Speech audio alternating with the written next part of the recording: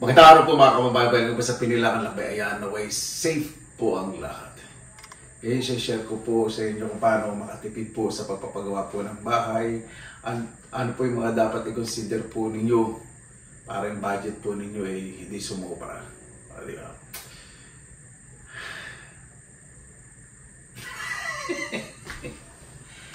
Ayan, ito po yung isang bahay na pinagawa ko. Ito po yung una-una na bungalow na hindi ko po talaga ito pinlano. Biglaan po yung pagpapagawa po nito 2020.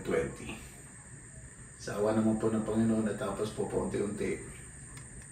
Sa pagpapagawa po ng bahay, syempre, kung meron po kayong mga kapatid, kamag-anak na pwedeng tumulong, syempre, halimbawa, kung bahay naman ninyo, diba, wala namang sweldo, tumulong po.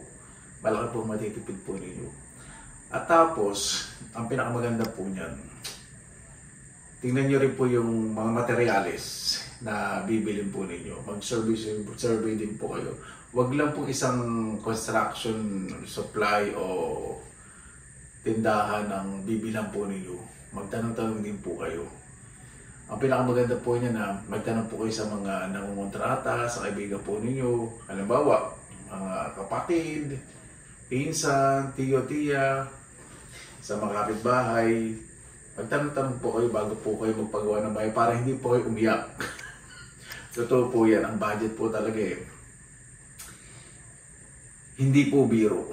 Kahit na mag-isip kayo, papatayo ako ng maliit na bahay. For example, 4x4, so 20 square meters po yun. Ang budget ko ay up and down. For example, isip mo, ang budget ko ay 350,000. Kasya na kaya yun? Depende sa materials. Kung semi-kubo ang materials, pwede. Pero kung semi-concrete po kasi, sa baba concrete, sa taas, gagamit mo kayo ng hardiplex, saka ng marine plywood, o plastic plywood. So, double walling nyo ba? Ibig sabihin ng double walling, may dingding sa labas, may dingding sa loob. Yun po yun. Double walling po ninyo. Siyempre, papapintura nyo pa po yun, di ba? So, marami po kayong dapat i-consider. Saka, ito po ang tip ko po sa inyo. Kahit mag-drawing lang po kayo ng floor plan. Halimbawa, kung saan ang kwarto, kung saan ang gusto nyo CR, mag-drawing lang po kayo. Yung parang kahon-kahon. Kung saan ang living room, terrace, may laundry kayo, kitchen, dirty kitchen, o depende po sa inyo. Kung bali na bahay po, maganda, consider po ninyo yung mga basic. Saan po ang bedroom, saan ang CR, saan ang sala, o entertainment place po sa family. Drawing po lang in a box. Yun.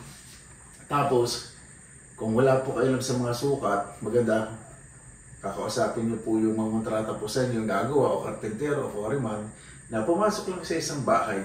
Ganto gusto kong, sa mga estimate nila, ganto gusto kong sala. Ito yung kwarto, medyo malaki dito. Mga ganun. Okay, invite nyo siya sa tinitira ng kaibigan ninyo o inuuwian ninyo sa bahay ng kapatid ninyo. For example, ako nandito ako sa living room. Sabihin ko, ito ganito gusto ko kalaking kwarto, mga ganito. So, susukatin na po yan ng contractor. Ano ba gusto mong materyales? Sa sahig ba? Plain, simpleng semento lang ba? Meron din pong pinupulbos, tapos pinapay na kulay pula, ganun ba? Katulad po sa pinag-usapan daw, hindi po pinas. Tiles ba? Depende po sa tiles. Depende po yung sa iba-iba po ang klase ng tiles. Ayan.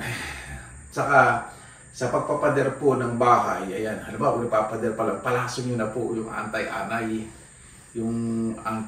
Basta anti-anay po yun. Nilalaso na po yun. Para hindi na po kayo magpa-spray ng bahay kung meron kayong nakitang anay, bokbok, langgam sa bahay ninyo. Naalala ko lang po, kanina po kasi, bumisita po yung kaibigan ko po dito, nung elementary to high school. Sinabi niya po yun na pag magpapaposi daw po ng mga bahay, palaso na yung anti-anay. Meron po palang gano'n, hindi ko po alam. Kasi po ako nagpa-spray, yung last na umuwi lang po ako. So ngayon, kahit lang dami, hindi po pumapasok, walang ipis, walang anay, wala po, napaka-linis, napakaganda, sarap po pag-virus.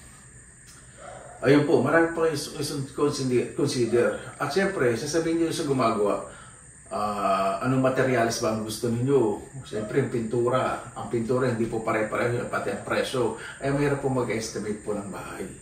Kaya sasabihin sa inyo, nung gumagawa, ito ang estimation ko. Kasi baka ganitong pagbaka, ibig sabihin estimation po yun. Magamit na pintura, bakal, bato, diba? Ano po bang mas murang paggawa? Kahoy o simento? Sa ngayon po talaga, mas mahal po ang kahoy. Totoo po yan. Siyempre, nakatira po kayo sa probinsya, mura po kayo kasi may mga pagkukuhanan po kayo. Pero generally sa buong Pilipinas, mahal po talaga paggawa ngayon ng kahoy kasi pag-calculate po ngayon per pie. Ibig sabihin per feet. Yun. Per foot. So, ganun po calculation sa kahoy. Sa semento, magkano po sa semento, pumatak 200 plus. Tapos, ayan, magpa-calculate po kayo. Alam mo sa bahay po ninyo. So, pag meron na po kayong idea, katulad na minasyon po dati sa mga materialis, ibig sabihin, pwede na kayong mag-save o mag-alat ng budget sa pagpapagawa po ng bahay. At consider nyo po sa pagpapagawa ng bahay, meron po yung building permit. Mag-a-apply po kayo sa munisipyo ng building permit. Ano ba mga kailangan sa pag-apply ng building permit? Kailangan po meron po kayong titulo. O kung yung bahay na tatayuan ninyo sa kapatid nyo, hiramin po yung titulo para sa pag-apply din po yun ng kuryente at tubig. So marami pong considerations. So sa pag-apply po ng building permit, meron po yung papipirma sa mga engineer, yung plano. So, magtanong-tanong din po kayo. Mas maganda po yung pag napapagawa po kayo ng bahay may building permit. Kasi siyempre kung may makabay resume mo kayo, walang building permit, pahinto po yung paggawa po ninyo. Kailangan mag-apply po muna kayo ng building permit. Diba? Siyempre sabi mo, dami-dami squatter, tapos hindi lang sa ng building permit eh. Alam niyo po yung inggit, pag umiral po yan, wala pong pipiliin po yan. Lalo na po pagpapagawa kayo ng bahay na malaki. Mas maganda po, secure nyo na po yung building permit po ninyo. Sa plano po yun, ginagawa po yun ng mga draftsmen sa ng mga architects. Magsasabi po kayo ng plano. Yung electrical planning, yung sa tubig, yung safety, kasi titignan dyan. So, i-ocular test po yung ibig sabihin, titignan po kung tama ba yung plano, safe ba. For example, sa paganahan po ng kung may sunog, meron bang exit, diba? Mga ganun, yung mga ikonsulde. So, meron pong mga ocular visits po gagawin ng munisipyo. Depende po. Ayan, so sa pagpapagawa po talaga ng bahay, hindi po biro. Hindi po talaga biro. Kung magbabudget po talaga kayo sa bahay na bahay lang, yung pagpagawa, siyempre, i-add pa din yung bahay sa, for example, electrician, magbabayad kayo sa electrician. So, para po sa akin, yung sa maliit na bahay ko pong pinapagawa, calculation ko po, pati yung mga materyales, sa ano pa lang po yun, sa mga kuryente, mahigit 20,000 na po. O, hindi po ako nagbibiro, mahigit 20,000 na po yun. At nadadagdag po, hindi ko po alam, mag-almost 30,000 kasi nagpamahal po ng pamahal po ang mga materyales. Hindi po biro talaga. Kasi siyempre, kailangan talaga yung meron kayo talagang circuit breaker, yung talagang safe. Ilan mo? Yun. So, doon pa lang po siyempre, isipin nyo, pag nagpagawa ka ng bahay, siyempre isipin nyo, yung mga materyales sa tubo, kuryente.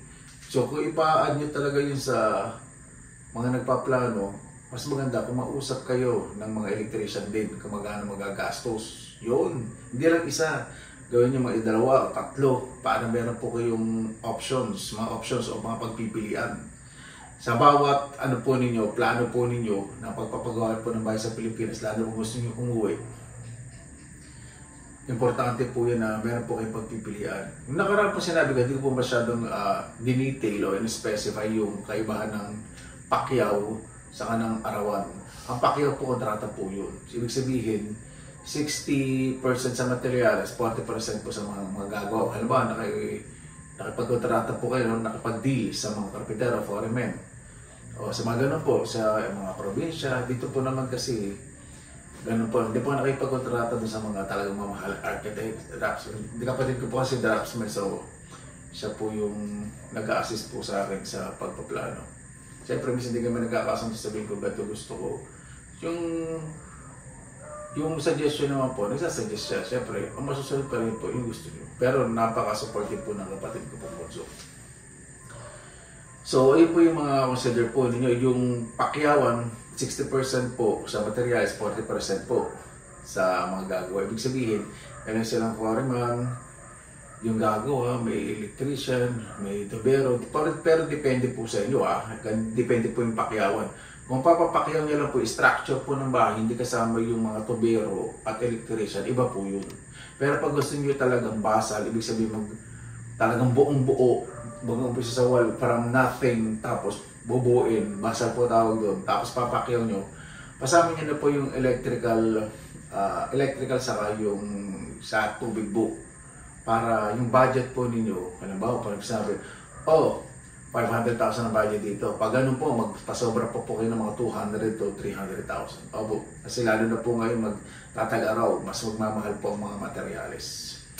Kasi siyempre pag ulan, una-una, may hirap yung transportation, delivery, kung order kayo ng mga simento, hindi. Kaya medyo mura po yung materyales kapag tag-ulan dahil hirap din pong gumawa, hirap mag-deliver, napaka-limited po nung time para mag-deliver. Pero pag summer talagang mainit, madali gumawa, madali matuyo yung mga pintura, yung simento, mabilis ang paggawa ng bahay. Pero yun nga lang, medyo pricey kapag summer po. So mag-isip-isip din po kayo. So yung pakyaw po, yung sinasabi ko po na depende po. Ibig sabihin, ano ba, papakyaw, gusto ko yung structure lang, hindi pa kasama yung tubig sa kuryente. Structure, at automatic 60% sa materials, 40% bayad din sa mga gagawa. So meron kang 1,600,000 times 400,000. Doon po yung sa gagawa. Yan po yung example ko Depende po sa lugar yung kung 40, 60 o 30, 70. Depende po. Tapos, kung pakyaw, para po sa akin pabuo nyo na po yung pakyaw. Pabuo kontrata nyo na yung bahay. Kasama meron silang electrician, meron silang tubero. Yun. So, gagawin nyo lang po. Sa umpisa, palagi yung building pyramid, kapag tapos na, go na. May budget ko yun. Ano po yun? Tapos yung namang arawan, ano po yun? Ganda po yun Ang arawan po, araw-araw nyo po sila sa sweldohan. For example, per day. Kasi pakyawan, ang magbabayad nun yung foreman. Ito, pakyawan po muna. Sorry, yung po ma-confuse kayo ba ito. Sa pakyawan po, magbabayad po kayo sa contractor. Kung ano ba, o foreman, or architect, draftsman, o engineer, depende po sa inyo, o kapitbahay. Bibigyan niyo po yung buong pera. Ang bahala na po doon, yung contractor o yung foreman, na magbayad po sa kanyang mga tauhan. Wala na po kayong iisipin doon. Sa kanila lahat, pati pagkain, lahat na po. Yun po sa pakyawan. Sa arawan naman po, ito. Pag-arawan, dalawang klase po yan. Sa kanya nila ba pagkain? Ibig sabihin ba, kakalculate niyo yung sweldo per hour. Per day na gagawa.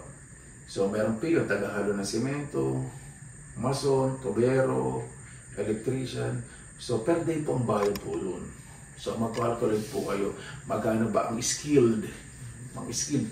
Para po sa akin pwede kayong kumuha ng helper. For example, kapag yung maghahalo ng simento, yung kailangan nyo po ng mga helper po doon, saka taga-hakot. Pero kapag wala na pong masyadong hahakutin sa simento, halimbawa sa structure, ayun, kumuha na po kayo ng mga skilled para mas malaki pong matipid po nila. Kasi ang skilled po, meron kasi sila, pwede silang, may mga alam po dyan na sa electricity, tubero, parang all around na po, nabanggit ko po yung dati. For example, dito po sa amin sa Bulacan, ang skilled worker po per person per day, nagre-range po na 700 to 800 a day. Sa kanila na po yung pagkain. So, kung gusto nyo sa inyong pagkain, mga 650 to 750 a day. Luluto kayo, magastos. So, magdadaglag lang yung 50 pesos sa kanila na yung pagkain. O 50 to 100 pesos ang dadagdag ninyo. Diba? So, wala na kayong itindihin. Katulad ko po, sobrang busy. Ang gusto ko po ngayon, ito po araw. Hindi ko po pinapakaya. Kasi pag dito, ginagawa ko naman po kasi sa bakuran ko, nakikita ko po yung gumagawa. So, medyo napapabilis din sila. Kasi, advantage po nito, nakikita ko. So, hindi ako lugi. Pero, kung malayo yung ginagawa niya at arawan, pwede po silang magpetik-petik na relax-relax. Pag hindi kayo nakikita, pwede din ang bagalan yung trabaho. Lugi kayo. Ako po kasi nakikita ko. Saka ito rin po ang advice. Pakisamahan niyo po yung mga gumagawa. O kaya, magpasweldo kayo sa isang tao na pwede nyo pagkatiwalaan doon sa magmagawa. Pero huwag niya sabihin sa magawa na nakilala po ninyo para ma-monitor o ma-supervise po yung mga ibang tao. Di ba? Hindi kayo lugi. So, i-report po sa inyo. At saka ito rin po, kung may time kayo, everyday may magagawin. Everyday po nang gagawin na, bisitahin po ninyo yung pinapagawa po ninyo. Huwag niyo pong i-full blast o full blown na ipagtitiwala po sa gumagawa na. Hindi niyo alam kung ano. Baka mamaya mayroong hindi kayo gusto. O sa mga detalye. Ako po kasi medyo detalyado po ako. Medyo meticuloso po ako sa mga detalye. Ako po. Siyempre nagdaan po kami sa kahirapan. Gusto ko po siyempre pag magpagawa ng bahay, sulit po yung bawat sentimo na ginagastos ko po sa bahay. Pero importante po pakasamahan po natin gumagawa. Itarato po natin na isang team. Huwag mo ninyo itrato na magagawa siya. Hindi, team kayo. Kasi nagpapagawa kayo. Tapos sila, nakikinig po sila kung ano yung gusto ninyo. So kasapin yung, parang bilang sila sa isang community o group na, pero may distansya. Yung pakipag-usap po ninyo sa mag-jojo kayo, kasapin po ninyo, pero may distansya. Ibig sabihin, hindi naman yung halos biro ka na halos batukan ka na, hindi naman garo. Kailangan may distansya. Ayun po, sa mga pagpapagawa. Tapos, siyempre, marami pa sa inyo nagtatanong sa size po. Meron po kasi ngayon din calculation ang mga gumagawa kapag pakyaw. Minsan per square meter sila, ang single po nila. Opo, ganun. Ano po yun, mga malalaki ng trata po yun. Minsan per square meter po talagang sige. Pero hanapin po ninyo yung mga kapitbahay talagang nakikita nyo ang gumagawa. Mabilis gumawa, alam ninyo. Makakatulong po sa kayo. Pwede ito po, kapitbahay sa kayong asawa po na nakapatid. Wala na po ibang inukuha. Kasi nakikita ko po sila gumagawa. Saka, wala na pinagawa po itong bahay po na ito. Nakikita ko sila dati. Same skill din, puro skill na po. Marunong na mag-welding. Ngayon po kagandahan kapag skill, marunong siya mag-welding. Marunong sa electricity, marunong magtabero, pintor, maso, marami. So, nagagawa na po lahat. Hindi ko na po magkailangan ng piyon kasi mabilis na rin po sila. Hindi po tagahalo ng semento, tagabigay sa mga nabamason. Yun po. So, ayan po yung share ko. Kung may mga tanong po kayo, corrections na sa mga sinabi ko po, mag-comment lang po kayo. Kung may mga additionals po kayo, mayroon po na saglit na sabi, ay nagtanong po, kuya, ano ba magandang pasweldo? Maganda po lingguhan. Mas maganda pa pasweldo yun po sila ng lingguhan. Tapos magbigay po kayo ng araw, kung hindi nyo sila masyadong nakikita. Halimbawa, malayo yung lugar nyo. Sabihin nyo, pwede kayong bumalik yung Miyerkules, pwede ko kayong puntahan kung ay availability o web-based. At least sila, makakapag-adjust na sila sa gastos. Yun din po, i-consider nyo po yung needs po ng mga manggagawa po ninyo. Hindi lang po yung kayo lagi yung priority yung needs ninyo. Kasi siyempre po sila may binubuhay po na pamilya. I-consider nyo rin po yung pangailangan po nila. Kaya ako po, automatic yung Wednesday, pwede na po silang gumawa. Dito na po. Pero sa inyo, kung malayo kayo sa pagawaan po ninyo, ayun, puntahan po ninyo. O kaya, kung malayo, papuntahan ninyo sa bayan. Pero kung mas magandang makatipid sila yung pamasahe, kung may konsiderasyon naman kayo ng bahagya, kayo po pumunta. Pero kung nahihirapan kayo, papunta nyo sa bahay ninyo o magbigay din konsiderasyon, magkano ba yung pamasahe nila. Okay, pameriendahin nyo lang po sa kanila. Magandang konsuelo de bobo po yun. Ibig sabihin consideration, pagkapakatao po tao. So marami pong bagay tayong consider kasi ang sarap pong magpagawa ng bahay. Wala nang pinagawa po itong bahay ko nito. Hindi po ako masyado nagbabago na gumagawa kasi mitiwala na po sila sa akin. Alam na po nila yung gusto. Kaya po yung ganda. Nagkakaroon ng rapport. Ibig sabihin ng harmonious relationship, ng magandang samahan. Kasi kinoconsider ko po kami as team, hindi po kinoconsider ko sila as part of the group na nagtatrabahong may pagkakaisa. Yan, ganun po yun, di ba? Seryoso po, ganun po yun. Kung may mga tanong po kayo o mga suggestion o correction, open po ko, lalo na po ito siyempre sa mga karpentero. Father ko po kasi karpentero. Ako may rin din naman po sa paggawa po ng bahay. May alam namin po. Pero siyempre, mas natututo ko ngayon dahil pinapanood ko po talaga sila. Pero siyempre kung wala po akong gawa, gagawin ko, maglilinis ako dyan, magpipintura na. Kaya alam, marami pong inasikaso sa ngayon. Saka in-enjoy ko po yung pag-uwi ko dyan sa Pilipinas. Saka sa mga nagkakamay po, ano ba kuya? Uuwi ka, papagawa ka ng bahay, tapos linis ka lang ng bakuran, dyan ka lang. Paano ka mag-enjoy yan? Ito po yung parang pinapag-enjoy, may kanya-kanya po tayo. Kasi pag nakikita ko po itong pinaghirapan ko, kahit paikot-ikot po ako dito, sobrang sayo po. Simple po akong lumaki. Kung mamamasyal man po, gusto ko po kasama po yung mga kapatid ko, pamangkin ko, mag-enjoy din po sila. Minsan siyempre, kailangan natin ng sarili nating time. Pero yung time ko, may peace of mind po ako dito sa lugar ko dahil tahimik, mababay po yung mga kapitbahay ko po dito. So, yun po. Kaya, sa pagpapagawa po ng bahay, una-una, pakasama po natin mga kapitbahay po natin, totoo po yan. Dahil sila rin po yung mga taong titingin po sa bahay po natin sakaling wala tayo. Sila po yung mga tao na pagmamalaki din tayo na, ay si Kuya, marang kasama yan. Sana may paggawa si Kuya. Totoo po yun, ako po. May sabi na malapit po doon. Ito, yan Kuya, may pagagawa ka ba?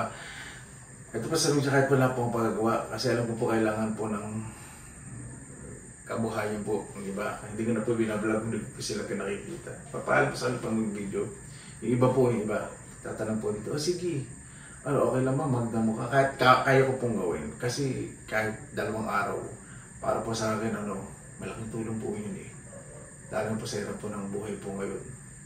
Di ba? Kaya pag gawin po ako sa Pilipinas, naniniwala po talaga ako na hindi pera po ang nakapagpasaya po sa tao. Opo, sa ngayon po, siyempre may kalabisan po ako.